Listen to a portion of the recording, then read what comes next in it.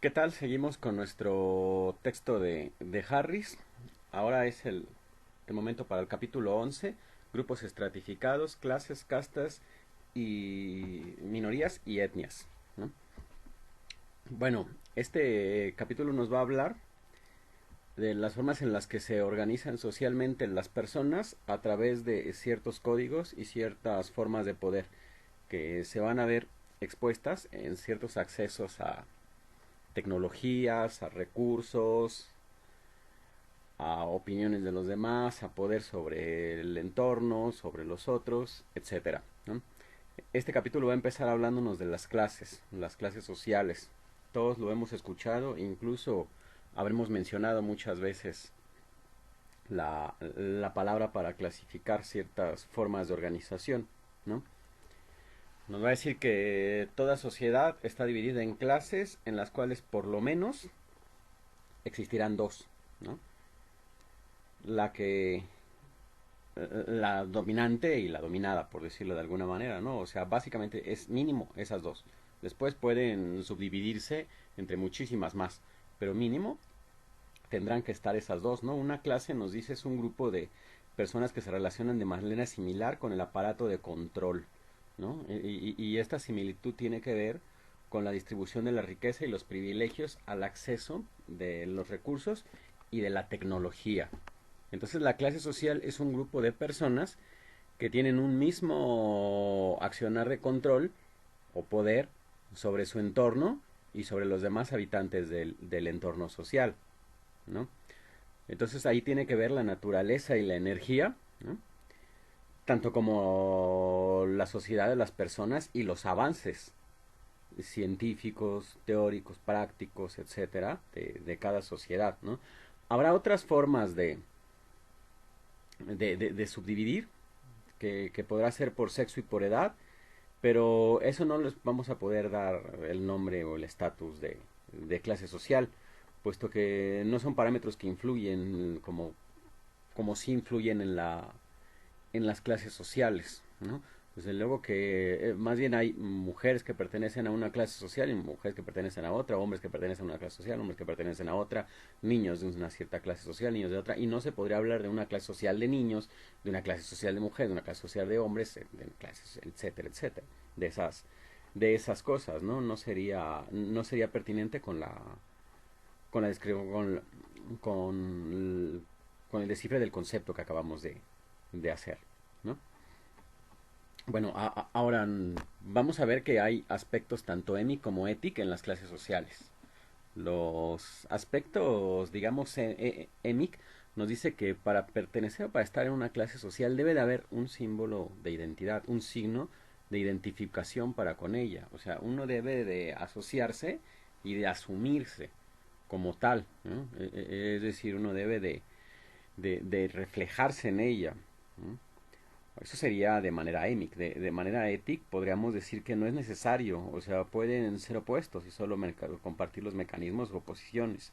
O sea, no es necesario que uno se asuma de determinada clase social para pertenecer a ella, en realidad, ¿no? O sea, habrá gente que no se quiere asumir de una clase baja o una clase media, etcétera, pero sin embargo pertenece a ella por todos los códigos, por los lugares donde vive, por las formas donde con las que habla, por el carro que tiene o que no tiene, por la manera en la que la televisión que ve, los servicios de comunicación que tiene, etcétera, ¿no? O sea, finalmente esas cosas van a ir determinando muchas cosas de su estilo de vida y su estilo de vida va a decir básicamente a qué lugar pertenece o no pertenece, ¿no? Y no solo el estilo de vida en cuanto a decisión, sino el estilo de vida en cuanto a determinación que nos puede tocar vivir, ¿no? En cuanto a espacio que viene y determina los accesos y las posibilidades a futuro que va a ir teniendo o cumpliendo cada quien, ¿no? Ahora, si pasamos básicamente a las clases que más nos van a interesar en este apartado, se refiere a las clases campesinas, ¿no? Las clases campesinas, la primera que nos va a ubicar va a ser los campesinos feudales. Los campesinos, el campesinado feudal tiene características muy notorias y muy claras que vamos a mencionar y podemos decir que la primera es que existe un control monárquico Es decir, ya hay un rey, ya vimos cómo se llega a ser rey, cómo se pasa la jefatura al reinado. Ya hay un rey o un monarca, una persona que determina sobre todo los demás, el señor feudal en este caso. Existe, él determina sobre la renta de la tierra, existe una tenencia de la tierra y se genera un trabajo a cambio del pago de la renta, a cambio del espacio donde vivir, donde pernoctar, demás. Se va a recibir eso a cambio del trabajo ejercido y ese trabajo se tiene que hacer puesto que uno no tiene tierra, o sea, no es un trabajo que se pueda hacer para uno, sino que se tiene que hacer para otros.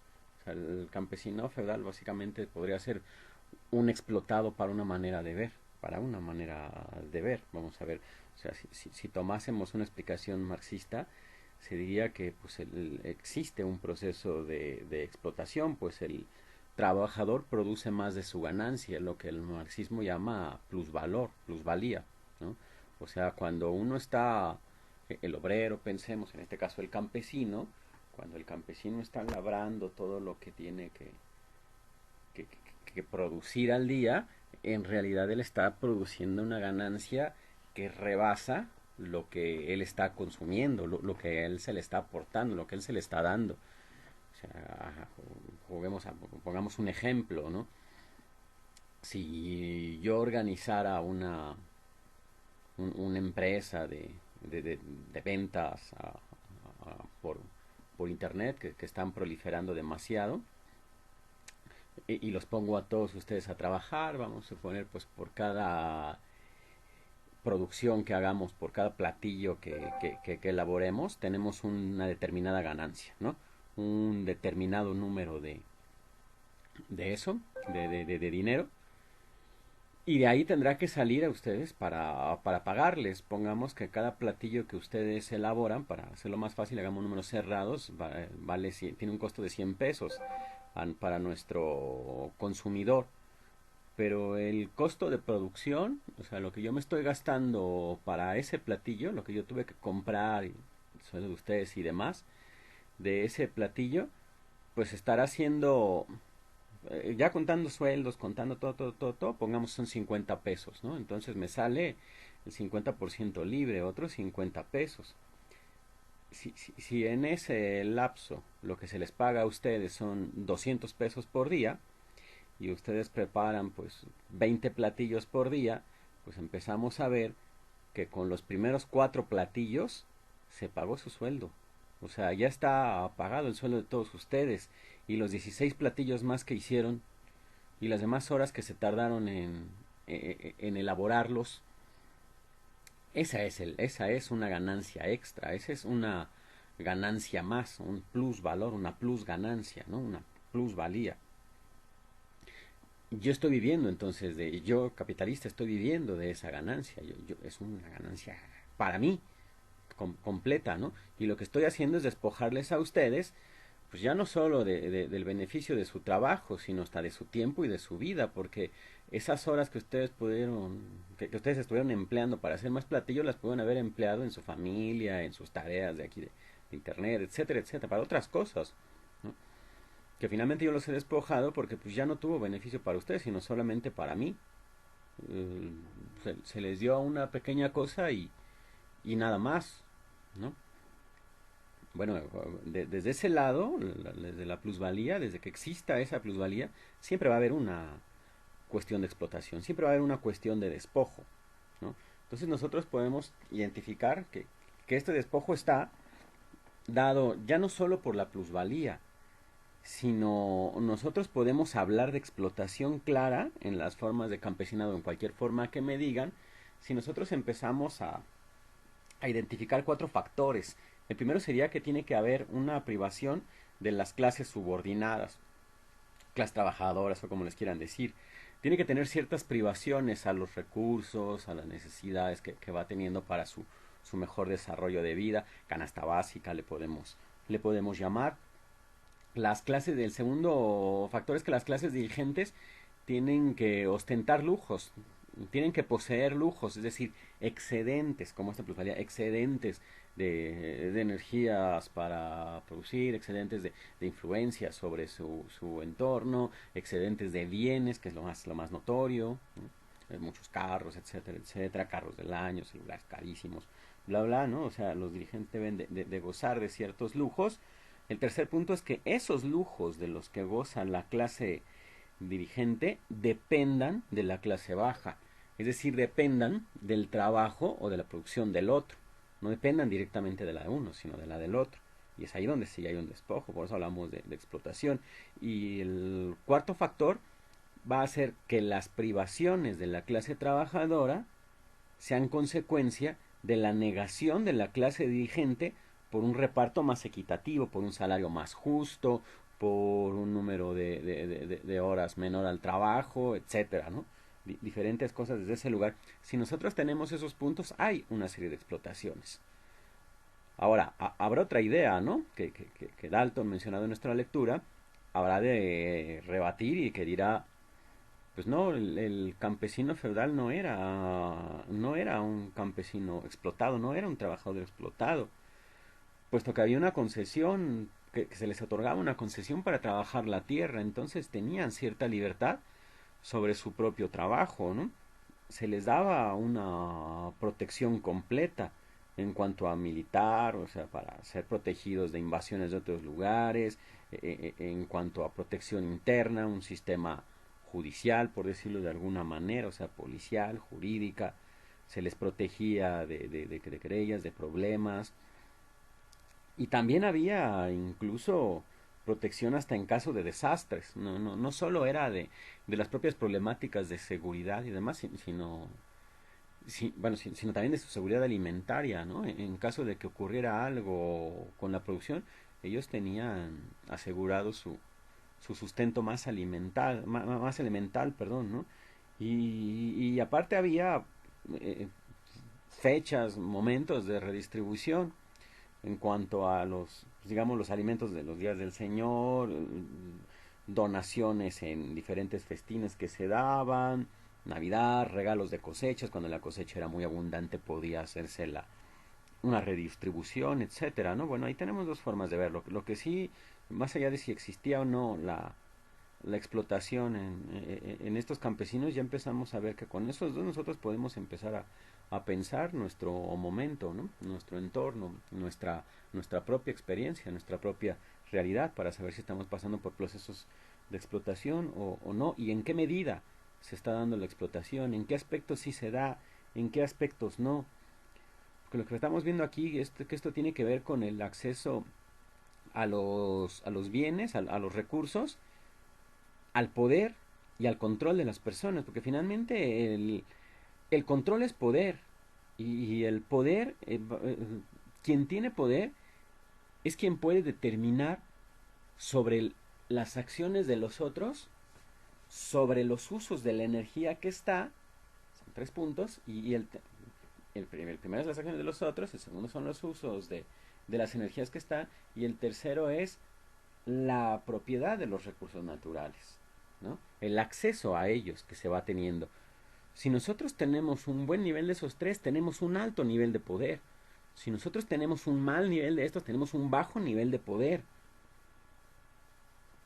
Esa es la medición importante de este capítulo, ¿no? Nos va a hablar de otros casos de los campesinos agrogerenciales, que esos ya son plenos trabajadores de su propio estado, ¿no?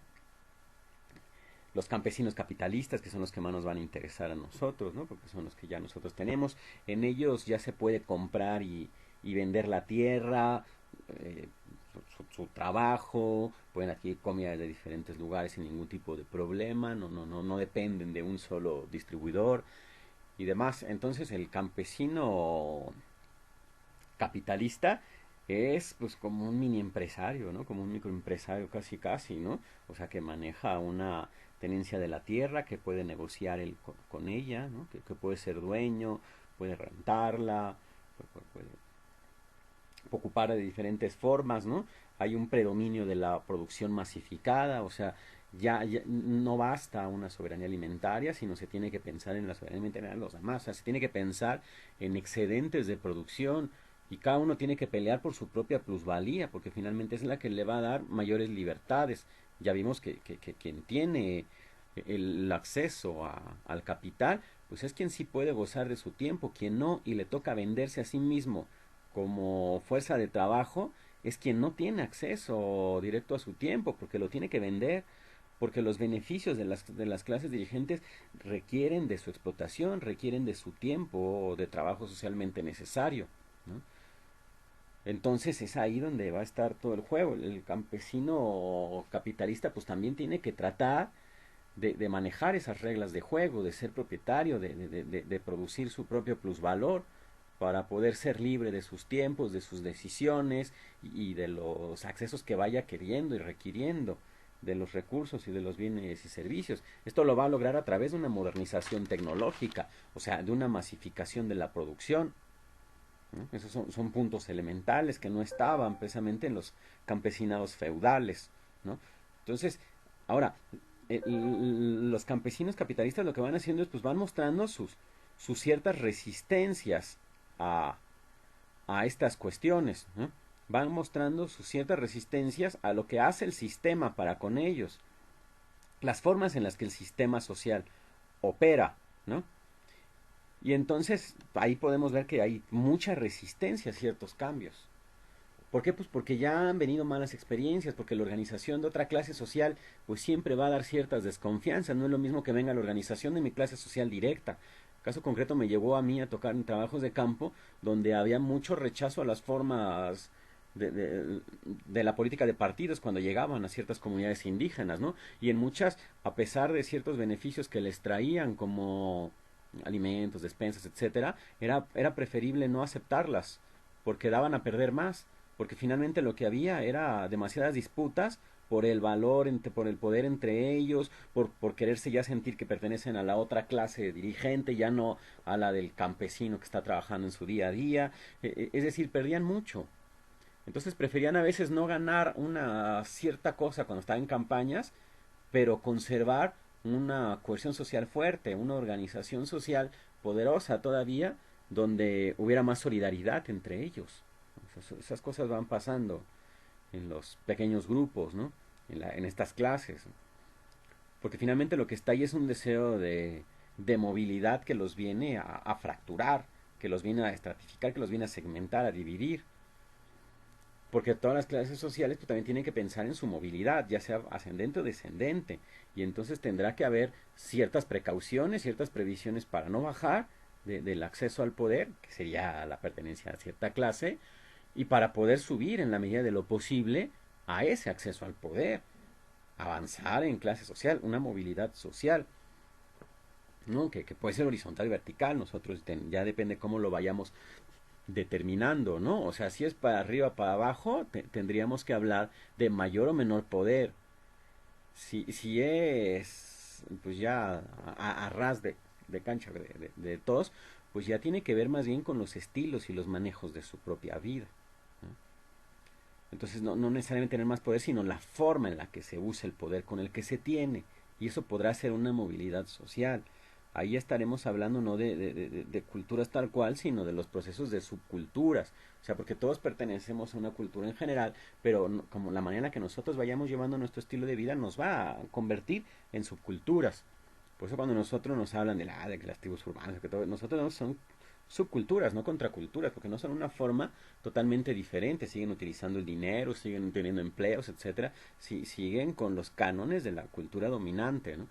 Pero terminan adecuándola a sus propias características, subdividiendo esas cosas y haciendo su cultura, ¿no? Eso es lo que va pasando. Ahora, si estamos hablando de las subculturas, bueno, lo que las mueve son los códigos y los signos propios de cada una, con los que se comunican. Y entonces hasta en los católicos habrá divisiones, ¿no? Por ejemplo. Y entonces habrá unos ciertos códigos de los católicos de tal comunidad a los de otra comunidad, a los de otro lugar. Se subdividen, o sea, hacen un estilo de vida un poco diferente, ¿no? Y esto tiene que ver por el acceso o por el poder que van teniendo sobre su propio entorno. Eso los va a hacer que su estilo de vida se maneje de una manera o no de otra. Y ahora, si esos estilos de vida se complican, se llevan con mayor poder y se tenía menos, pues se logra una movilidad social. La movilidad social no es tan sencilla. No se puede pasar de una clase a otra, ahí sí, para arriba o para abajo, a menos que exista, digamos, una aceptación voluntaria de las clases dirigentes a abrir el sistema de recursos que tienen para que se pueda compartir. O sea, porque ya hay un determinado acceso a recursos, eso no se puede hacer más. Y entonces ahí lo que se va haciendo es cómo va entrando uno, o sea, a esos beneficios. Entonces por eso la movilidad social es tan difícil, porque no es tan fácil aceptar eso, no es tan fácil abrir las fronteras para que cualquiera pueda tener el poder que un grupo social ostenta. Entonces es algo complicado, se va conquistando la movilidad social más que otorgando, ¿no? Va a ser más un trabajo de conquista. Ahora, para que esto no pase o para que uno esté conforme en los espacios y en la clase en la que está, pues tiene que ahí la movilidad pareja, ¿no? Sin avanzar para arriba o para abajo, la movilidad pareja nos va a servir demasiado, como ya vimos en apartados anteriores, como una forma de control del pensamiento. Entonces ahí lo que no, ahí lo que conviene es generar una cultura de aceptación a esto. Harris, tomando a Lewis, nos hablará de la cultura de la pobreza. En la cultura de la pobreza será una forma en la que nosotros satisfacemos las necesidades de los otros aspectos sociales en nuestro propio espacio. O sea, por cultura de la pobreza nosotros estamos hablando de un tianguis, por ejemplo.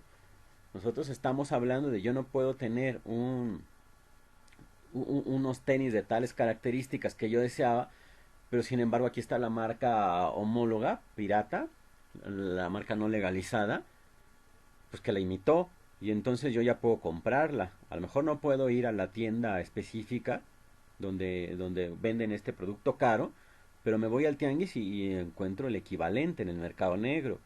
A lo mejor yo no puedo comprar un celular de tales características para mis clases en línea, pero ahí voy y lo compro de uso o incluso está robado, ¿no? De mercado negro. Pero entonces ahí yo voy generando unas formas de sentir que estoy teniendo más cosas con los mecanismos que yo tengo. Y si yo he logrado atesorar tales bienes que parecieran figurarse son los mismos de los de otra clase, en realidad no moví para arriba o para abajo, pero sí moví desde este espacio. Sí consigo una movilidad de ahí. Entonces la cultura de la pobreza tiene que ver con aspectos mentales que nos hacen o estar conformes con la clase social en la que estamos o manejarnos la ilusión de que ya estamos avanzando a otra o no caemos cuando a lo mejor ya estamos cayendo, ¿no? Ahora, esto es peligroso porque lo que se va dando ahí en este tipo de cosas es que tiene que haber una tendencia a gastar más allá de los recursos. Si nosotros pensamos en avanzar de clase social, pues tendríamos que tener más acceso a recursos, más acceso a bienes y servicios. Y si nosotros nos pusiéramos a despilfarrar para sentir que tenemos esto, que a todos nos pasa, o sea, muchas veces tendemos a incrementar nuestros gastos por ciertas características. En el caso de la pobreza, el golpeteo va a ser más terrible, porque si no se administra bien, después se pueden quedar sin bastantes cosas, sin el pago de una renta de su casa o sin el pago de unas colegiaturas de una escuela, etcétera, ¿no? O sea, va a haber consecuencias más fuertes. Por eso la clase social más baja no puede tener sentimientos tan aspiracionales que la otra, sino más bien sentimientos códigos que me hagan sentirme bien así en el espacio en el que estoy. Hagan uso del capítulo anterior, del control del pensamiento, ¿no? Eso tiene mucho que ver con la cultura de la pobreza, ¿no? Y la cultura de la pobreza se va guiando por las ideas de mayorías minorías, en donde lo que se va haciendo es estratificar.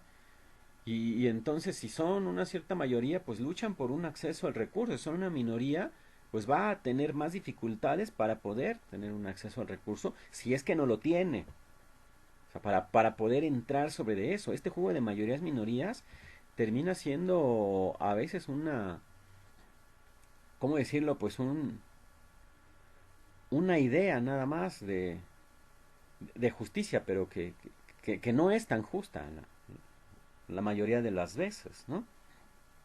Nos hacen preguntas interesantes, Harry, sobre, bueno, pues tendríamos que tener todos un acceso en cualquier sociedad digno a un trabajo, o sea, a un trabajo digno que cumpla con nuestras necesidades, pero eso será posible, o sea, tendrá que haber siempre el trabajo de los sueños para cada quien, o tendrá que ser el trabajo de la realidad que cada quien pudo encontrar, que cada quien pudo obtener. ¿De quién será la culpa esto, no? ¿Habrá culpables? ¿No habrá culpables? ¿Será será anónimo el culpable? ¿Será una estructura social? En este caso será la infraestructura, será la superestructura, ¿qué será? ¿No? La superestructura terminará siendo solo un manejo de control para la aceptación del espacio infraestructural que nos tocó vivir o qué. Son cuestionamientos que nos va a dejar ahí Harris porque finalmente no hay una respuesta única. Nosotros tendremos que ir buscando respuesta a esto y pensar con base lógica la respuesta que nos estuvimos dando, ¿no? Bueno, a modo general es la idea del capítulo. Cualquier cosa espero sus preguntas, sugerencias, comentarios, siempre bienvenidos. Y pues nada, como siempre el gusto haber colaborado ahora con ustedes y pues hasta el siguiente video. Muchas gracias y cuídense mucho.